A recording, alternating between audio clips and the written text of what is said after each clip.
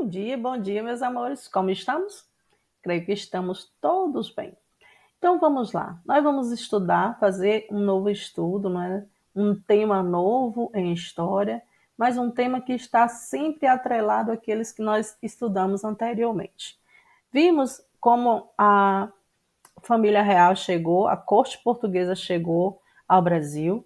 Vimos quais foram as mudanças que foram necessárias para abrigar toda a corte portuguesa. Vimos no âmbito da política tudo aquilo que aconteceu, quais foram as medidas que o imperador tomou para começar o seu governo. Vimos as modernizações que ocorreu no Rio de Janeiro, que naquele momento era a capital do império. E agora nós vamos estudar as mudanças, as transformações que ocorreram no novo século, por assim dizer. Então, como sempre, de início eu peço a vocês que vocês se coloquem no lugar silencioso, confortável, esteja com o módulo de vocês na mão, lápis, para que, se necessário for, você faça suas anotações, sublinhe algumas frases. Então, é importante que você esteja num ambiente que te dê condições de fundamentar as suas leituras e os seus estudos. Tudo bem, meus amores? Vamos iniciar?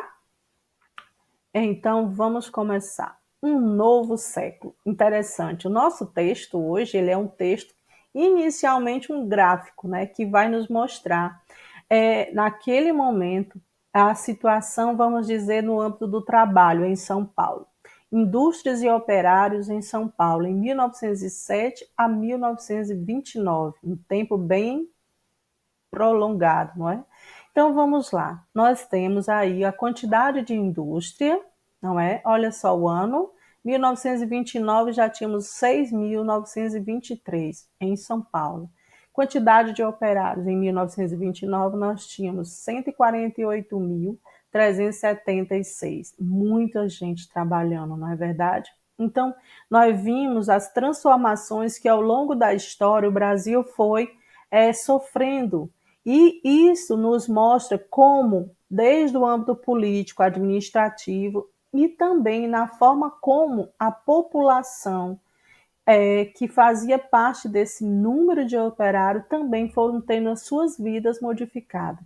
Essas transformações desse novo século, desse novo tempo que o Brasil estava vivendo, passou a viver, elas não só trouxe transformações para a população de baixa renda, mas também para a população rica do Brasil. Essas melhorias, claro, diferentemente para cada grupo, elas foram acontecendo na vida da população como um todo, sem separação. Claro que essas transformações e melhoria, elas têm suas especificidades a cada grupo, dentro da população brasileira. E é isso justamente que nós vamos estudar hoje. Quais foram essas transformações? O que esse novo século, esse novo tempo trouxe para a população brasileira? Quais foram os fatores que impulsionaram essas transformações, essas mudanças? E é justamente isso que nós vamos conhecer, sempre atrelando o nosso conhecimento histórico àquilo que nós já estudamos, porque a história, ela é dinâmica, ela não para, é ininterrupta, mas nós podemos fazer ligações do que nós já estudamos com esse conteúdo que nós vamos estudar agora. Tudo bem, meus amores? Então vamos lá. Como sempre digo, leia a legenda do gráfico, por favor, é importante até para você perceber como esse gráfico foi construído. Essas informações, elas são coesas, porque elas vieram de uma fonte segura, tá certo? O que aconteceu com o número de indústria entre 1907 e 1929? E com o número de operários? Nós vimos, olha só, em 1907, quantas indústrias tinha em São Paulo? 326. Em 1929, olha só, 6.923. Assim também o número de operários, como cresceu muito mesmo. Então, justamente Por conta desse crescimento no número de indústria e no número de operários, foi que essas mudanças foram acontecendo. Porque as mudanças elas precisavam de um viés econômico e financeiro. E foi justamente o crescimento dessas indústrias e a possibilidade desse número de operários crescer que potencializou esse crescimento, esse novo tempo, esse novo contexto para a população brasileira. Então, vamos lá. O que isso indica sobre o contexto brasileiro do início do século XX? Que nós estávamos vivendo naquele momento mudanças, cada grupo dentro das suas especificidades, mas que essas mudanças ocorreram de verdade, não é? Na passagem do século XIX para o século XX, diversas mudanças afetaram o cotidiano da população brasileira como um todo. O crescimento da industrialização no país é um desses fatores. Essas mudanças ocorreram por conta do crescimento também industrial. No país, atraiu muitas pessoas para os grandes centros urbanos, principalmente para a região sudeste do Brasil, onde a maioria das fábricas foi instalada. Além de muitas de pessoas vindas de diferentes regiões do país, milhares de imigrantes se dirigiram para as grandes cidades à procura de emprego. E aqui nós temos, gente, a industrialização, principalmente na região sudeste do Brasil, fez com que muitos nordestinos saíssem do Nordeste em busca de melhor qualidade de vida, por assim dizer, e foram em busca de emprego. E muitos deles não voltaram. Houve realmente um grande êxodo. As pessoas saindo da zona rural do Nordeste para o Sudeste do Brasil em busca de emprego, em busca de qualidade de vida, em busca de hospitais, de educação e vários outros itens essas pessoas foram buscar no Sudeste. E naquele momento foi um momento propício para que essas indústrias tivessem mão de obra e que potencializasse também o seu crescimento. É importante a gente entender isso. Nesse período, algumas tecnologias transformaram o cotidiano das pessoas, principalmente daquelas que viviam nos centros urbanos.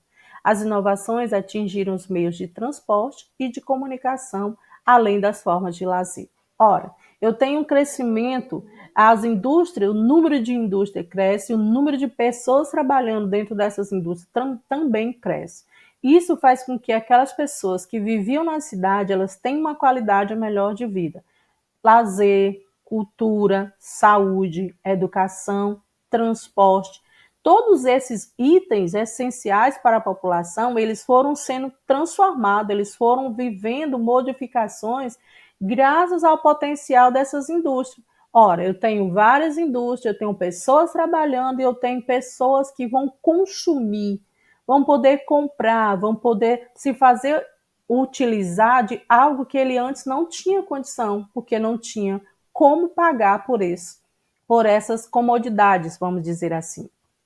Por exemplo, um dos fatores que mudou o cotidiano da população brasileira foi a chegada da eletricidade. Olha só, lembrando da nossa aula de ciência, a chegada de eletricidade no país, por exemplo, permitiu a substituição dos bondes de atração animal por bondes elétricos e dos lampiões de lampiões a gás por lâmpadas elétricas. Nessa época, muitas pessoas também passaram a usar automóveis e telefones. Além disso, o cinema tornou-se uma nova opção de lazer. Olha só, a eletricidade chega ao Brasil e isso potencializa a melhor qualidade de vida. As pessoas têm uma melhoria no transporte, as pessoas têm uma melhoria dentro das suas casas no uso da energia elétrica e as pessoas têm uma opção de lazer que muitas vezes, culturalmente, infelizmente, se convencionou que era algo para rico. Não, naquele momento, o cinema, muito acanhadamente, por assim dizer, ele surge como uma nova opção de lazer. É a oportunidade a mais de você enriquecer a sua cultura, participando, indo assistir. E quando o cinema se instalou, ao derredor daquela empresa, por assim dizer, também surgiram outras formas de lazer que o custo talvez fosse menor que o próprio cinema. Isso dá a ideia que ao derredor daquela empresa, cinema, entre aspas, outras empresas, pequenas empresas, talvez até não convencional, elas foram surgindo ali. Venda de lanche, refrigerante e tantas outras coisas que poderiam surgir naquele momento por conta do cinema estar instalado ali naquele local. Isso faz com que as populações de baixa renda também tenham uma outra opção de lazer. Mas é importante ressaltar, a chegada da energia elétrica fez com que o cotidiano da população brasileira mudasse por conta dos transportes, por exemplo, do uso das lâmpadas elétricas, o surgimento do cinema como uma opção de lazer, o uso de automóveis e telefone. Então, tudo isso, naquele momento, fazia com que a população brasileira sentisse um gosto nunca sentido por ela, seja ela de alta renda, seja ela de baixa renda. Continuando, nós vemos aqui uma paisagem de uma cidade. Olha só, Avenida 7 de Setembro, em Salvador, Bahia, cerca de 1910. Você observa essa imagem, você observa o transporte. Olha só, você observa a fiação, os postes, as lâmpadas. Olha só, imagine tudo isso sendo movido a gás, lampiões a gás. Passaram a ser substituídos por lâmpadas elétricas, dando um novo visual às cidades. E muito desses automóveis, naquele momento, só possuíam aquelas famílias de alta renda.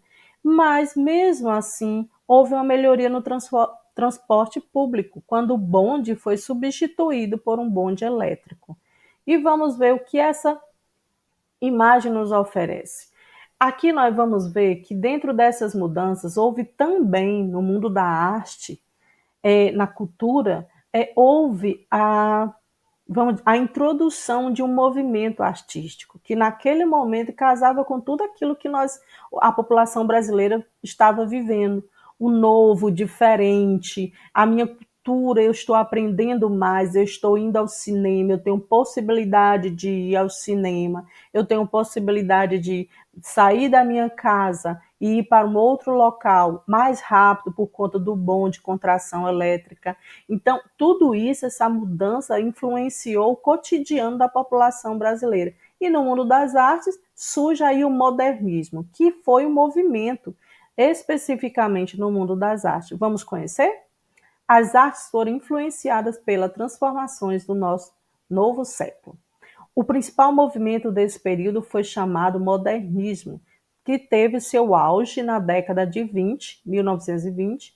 Esse movimento buscava questionar os padrões artísticos tradicionais, expressando de forma mais livre as ideias dos artistas. É importante compreender que esse movimento ele possibilitou aos artistas, seja o pintor, o artesão, o músico, o teatro, o cinema, fazer a sua obra, fazer as suas artes, as suas obras de arte de uma maneira não tão fortemente fundamentada em regras ditadas por uma academia, por exemplo.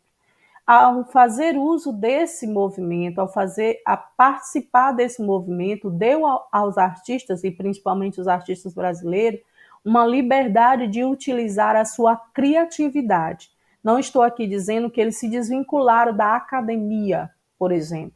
Não, mas eles tiveram a possibilidade de expressar os seus dons, as suas ideias, a forma como a arte estava sendo expressa dentro de uma caixa cheia de normas. E a partir desse movimento foi necessário que o artista expusesse a sua obra de arte na sua naturalidade, o seu eu, fazendo da sua obra de arte uma obra autêntica, sua, onde ele pudesse expressar tudo aquilo que estava carregado de sentimento, de emoção, nunca fugindo das regras, mas com as regras eu posso ir além. E é isso, esse movimento deu a esse artista essa possibilidade. Continuando, para divulgar suas ideias, os modernistas promoveram a Semana de Arte a Semana de Arte Moderna, na cidade de São Paulo, em fevereiro de 1922. A semana contou com a exposição de obras de arte, apresentações musicais e a publicação de revistas que buscavam contestar os padrões estabelecidos na época. Padrões esses que creio que eram muito rígidos, até para que o próprio artista tivesse a sua inclusão dentro desse rótulo de artista. Seja pintura, artesão, cantor, seja qual for o seu grupo de arte, de artistas. Eles contestavam esses padrões que eram rígidos e que muitas vezes a entrada do artista comum, artista de rua, por exemplo, do circo, por exemplo, daqueles que estão lá à margem, era mais difícil. E a partir desse movimento, houve-se a expansão das ideias de como seria, de como a arte ia ganhar e ganhou, com a participação não só daquele que estava dentro da academia, mas aquele que aprendeu autodidática, por exemplo, aprendeu a pintar, fazer esculturas sozinho. E esse movimento ele deu a esse artista abriu uma porta de entrada para que esse artista também pudesse participar desse rótulo de artista. Nós vemos aí, olha só, lembrando sempre a legenda, não é? A literatura foi uma das mais importantes expressões artísticas modernistas. Em suas obras, diversos escritores, como Mário de Andrade e Oswaldo de Andrade, buscaram transmitir como as tradições culturais de nosso país eram influenciadas pelo processo de modernização, pelo qual o Brasil passava. Ao lado, capa do livro modernista Pauliceia Desvairada, de Mário de Andrade, publicada em 1922. E olha só, gente, a arte contando história de uma maneira onde as pessoas possam compreender. Aqui na descrição diz, buscaram transmitir como as tradições culturais do nosso país eram influenciadas pelo processo de modernização pelo qual o Brasil passava. Antes eu havia falado que como o novo século se apresentava exigindo da população, do próprio governo, mudanças, e que essas mudanças elas foram acontecendo e não só na forma estrutural, mas também na cultural, na forma como as tradições, as festas do interior, as quermesses lá do interior, os leilões e tantos outros eventos foram tomando uma nova roupagem por conta dessas transformações. Imaginemos aí uma quermesse no interior, numa cidade onde antes a energia elétrica não existia, onde as festas eram realizadas a partir do uso do lampião a gás, da lamparina. Olha só a diferença que essas tradições foram tomando por conta do processo de modernização do nosso país. E dá a possibilidade de entendermos isso lendo um livro de maneira bem gostosa, aprendermos e atrelarmos história e cultura juntas, unidas. Isso é muito importante. É importante também, meus amores, que ao fazer a leitura, a sua nova leitura desse conteúdo, você compreenda que a história ela está extremamente dada, de mão dada com outras ciências, com outras possibilidades de conhecimento. Eu aprendo história quando eu vejo um livro também, quando eu faço a leitura de uma imagem, de uma pintura, quando eu vejo a obra de um artesão em um jarro, por exemplo. É importante você compreender que essas mudanças do novo século, ela trouxe diversas mudanças. E a arte, ela não ficou de fora. Ela também sofreu as modificações e as transformações que eram necessárias naquele momento. Tudo bem, meus amores? Então, nós temos aqui uma atividade. Que bom é que nós temos uma imagem. Olha só o título dessa placa. Eu vou deixar por conta de vocês. Mas vamos ver o que é que a questão está pedindo. Escreva um texto comentando cada uma das fotos. É importante. Aqui eu tenho duas leituras. Eu tenho uma leitura da imagem, de como essas pessoas elas estão, desde o momento, estão vestidas, de como elas estão aglomeradas, se elas estão em fila, se elas estão soltas, se elas estão preparando-se para tirar essa fotografia. Tudo isso você vai poder colocar no seu texto. E na legenda você vai observar aqui, ela vai te dar o tempo histórico disso, né? Início do século XX. Então aqui você vai unir tudo aquilo que você leu, principalmente em relação ao movimento artístico modernismo, com aquilo que você leu, com essa imagem, vai produzir um texto. É importante, todo texto, lembrando, todo texto tem um começo, um meio e um fim.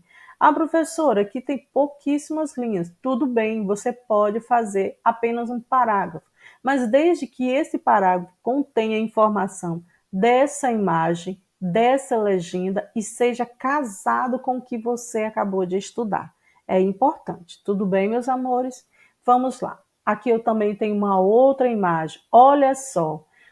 Imaginemos que aqui é o que hoje nós chamamos de ônibus, não é? O bonde. Olha só a forma. Vocês estão vendo uma fiação aqui, ó. Foi trocada aquela por tração animal. Imagine que precisaria muito animais, né, para puxar um negócio tão pesado de ferro e com pessoas, né? Então, vocês vão fazer um texto que vai falar sobre isso, sobre essa mudança no transporte. A imagem anterior, ela nos mostra a mudança que houve na cultura, na forma de lazer das pessoas. Que o cinema, a partir do surgimento da eletricidade, o cinema também vem por conta dessa tecnologia eletricidade. Aqui nós vamos ver uma mudança do transporte que antes era feito por tração animal, agora feita por tração elétrica, bondes elétricos. E veja como as pessoas, você observa na imagem que é muito importante, ela não está aí por qualquer, ela está aí para fundamentar o teu texto. Observa as imagens, como eram os bondes, olha só a arquitetura da época, olha só, as pessoas aqui do lado, vocês estão vendo, viu? Como elas estavam vestidas, tudo isso vai fundamentar o seu texto. E muito importante, eu vou sempre lembrar, eu vou casar tudo aquilo que eu li com essa imagem, com a legenda. Olha só, pessoas andando de bonde na cidade de São Paulo em 1902. Olha só, e você tem material aí para fazer vários textos, né? Serão poucas essas linhas aqui, tá certo? E aqui a segunda. Converse com alguém de sua família e pergunte se ela já vivenciou algum tipo de inovação que tenha modificado o dia a dia das pessoas. Isso eu quero que todo mundo faça isso através de áudio.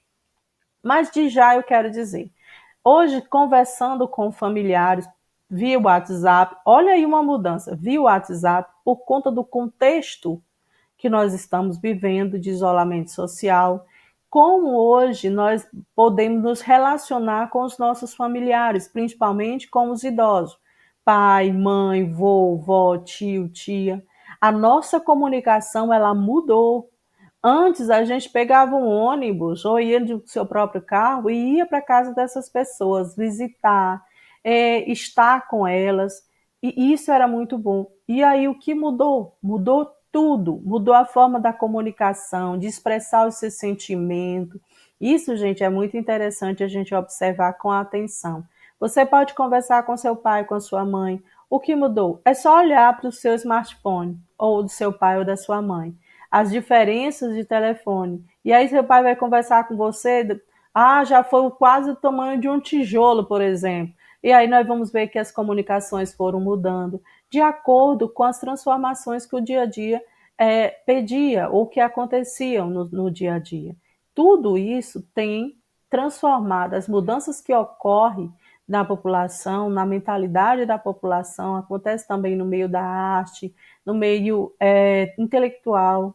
Tudo isso traz mudança para a população brasileira, mas vai ser com certeza uma atividade que você irá realizar com muita alegria. Então, meus amores, essa foi a nossa aula de história. Espero que vocês tenham gostado, que você possa fazer uma nova leitura e nessa leitura sublinhar o que é necessário sublinhar, fazer uma leitura das imagens e principalmente casar as imagens com a legenda.